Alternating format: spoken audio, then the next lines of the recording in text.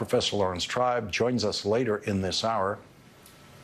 Professor Tribe will also consider the implications of the latest scandal at the United States Supreme Court, an institution that has been scandal-free for most of its life and has now been corrupted by the dark money influences so masterfully identified and tracked by our first guest tonight, Senator Sheldon Whitehouse. The New York Times broke the story about the latest scandal at the Supreme Court this weekend and identified Supreme Court Justice Samuel Alito and his wife as suspects number 1 and 2 in the possible leaking of a Supreme Court opinion 8 years ago in 2014. That opinion, like the Supreme Court opinion that was leaked earlier this year overturning Roe versus Wade, was written by Samuel Alito. Evangelical minister Rob Schenck told the New York Times that he obtained advance notice of the Samuel Alito opinion in the Hobby Lobby case that overturned a provision of the Affordable Care Act requiring employers to provide contraception coverage in health care plans. The Times reports that it is the dark money that Senator Whitehouse has been following that created the Supreme Court leak.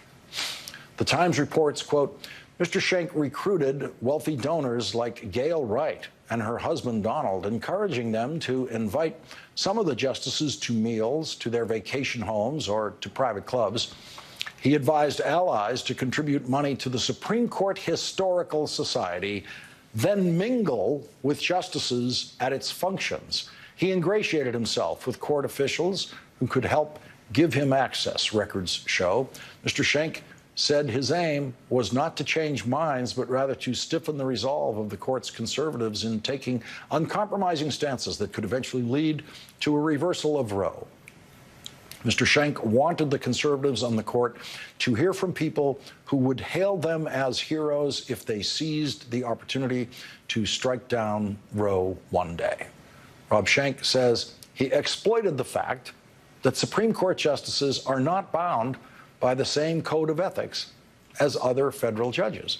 He said, I saw us as pushing the boundaries of appropriateness.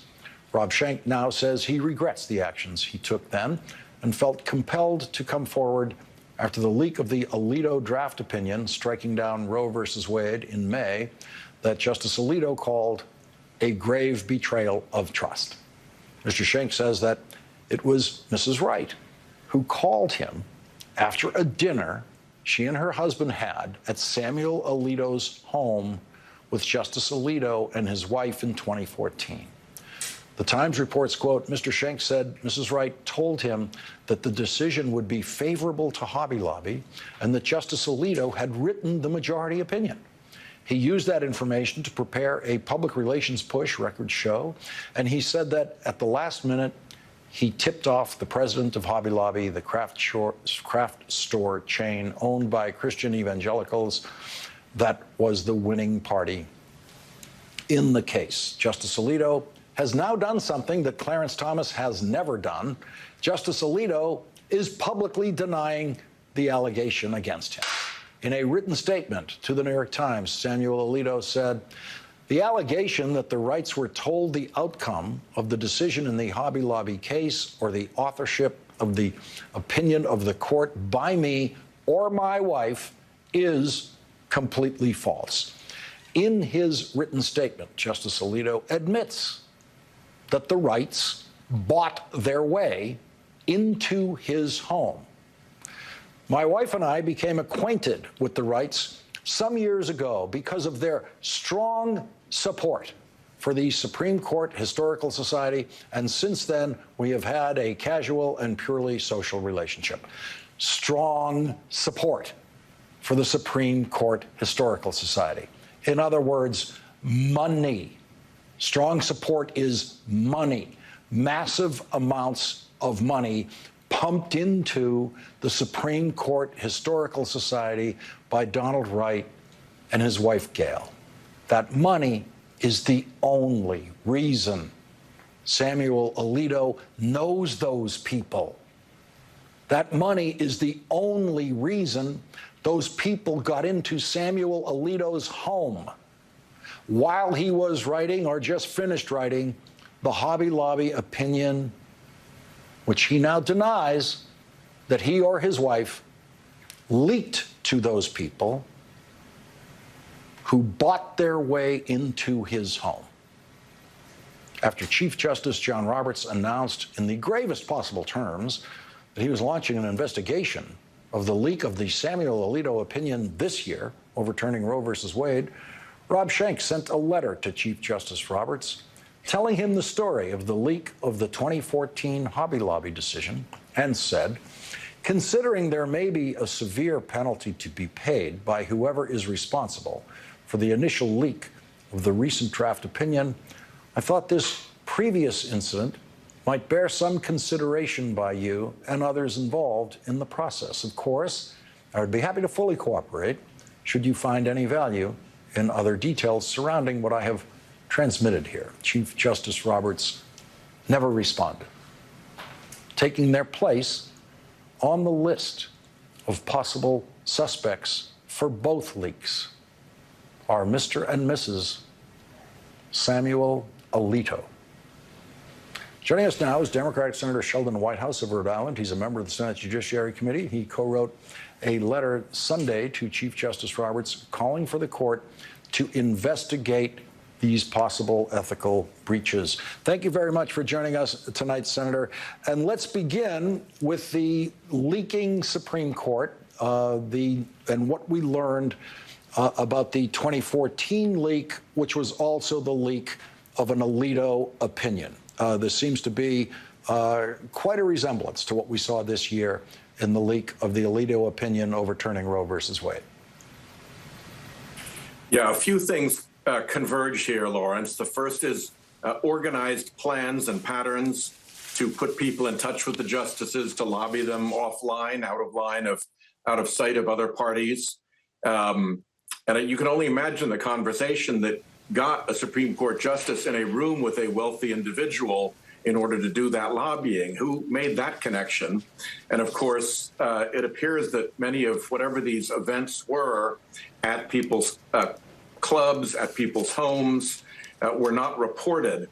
And that is all consistent with a lot of the stuff that we've been tracking about this Supreme Court, failing to make proper disclosures like everybody else when there are recusal and other concerns, failing to investigate, to use the power of investigation that, as you said, Chief Justice Roberts displayed in the Alito draft opinion leak, and this constant engagement with very, very rich right-wingers as they go about doing the business of the rich right wing.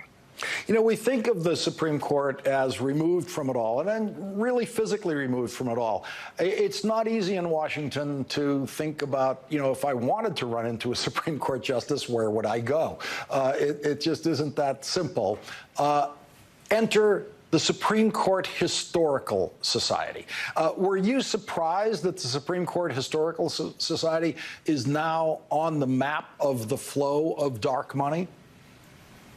No, it has been a gathering place for people to hobnob with Supreme Court justices, and the price of admission for that is to make significant contributions to a fund that helps maintain the Supreme Court and various artifacts of the Supreme Court. So it's ripe for misuse, and it appears that in this case it has been misused.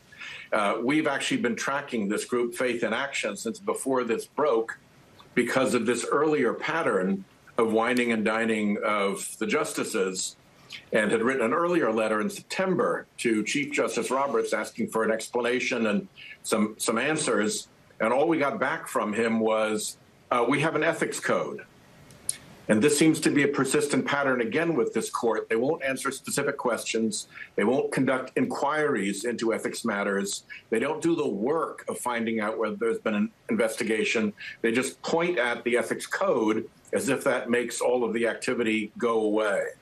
So can the Senate Judiciary Committee become the ethics investigator of the Supreme Court? And while you're at it, can you say the United States government will fund the Supreme Court Historical Society? It's not allowed to take any more contributions. And if there's any important historical artifacts to be maintained at the Supreme Court, in conjunction with those in the federal government who know how to do that, we at the federal government will take care of it.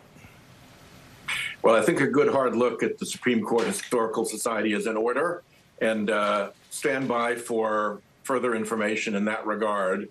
I think that the important thing is that the Supreme Court should have not just a code of ethics that is a wall hanging, but a code of ethics that works like a real code of ethics, so that if somebody has a complaint, somebody looks into the complaint. And if there's a question about what a justice knew and when he knew it, that bears on whether he should have recused himself, that a proper investigation is accomplished, that we're not having to listen to Justice Alito answer by unsworn press releases, but in fact, he goes through a regular, fair, honorable process of answering questions which, if they were false, would be false statements, so that the truth can be brought out and the integrity of the proceedings of the court assured.